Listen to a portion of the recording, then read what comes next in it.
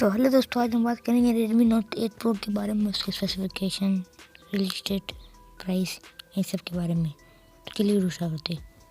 दोस्तों शुरुआत करें परफॉर्मेंस से। इसका परफॉर्मेंस है ऑक्टा कोर है, 2.8 गीगाबाइट्स क्वाड कोर है प्लस 1.8 गीगाबाइट्स क्वाड कोर है, स्नैपड्रैगन 845 6GB रैम।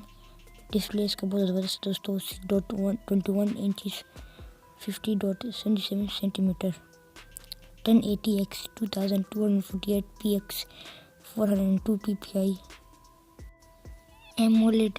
बात करें इसके कैमरा की, उसका कैमरा दोस्तों 20 MP plus 12 MP dual primary cameras, dual colour LED flash, 20 MP front camera.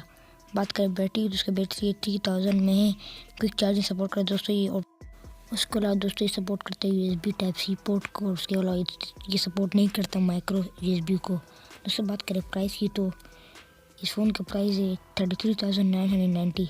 बात करें इसके रिलीज डेट की तो उसका रिलीज डेट है 24 अप्रैल। दोस्तों ये था आज की वीडियो।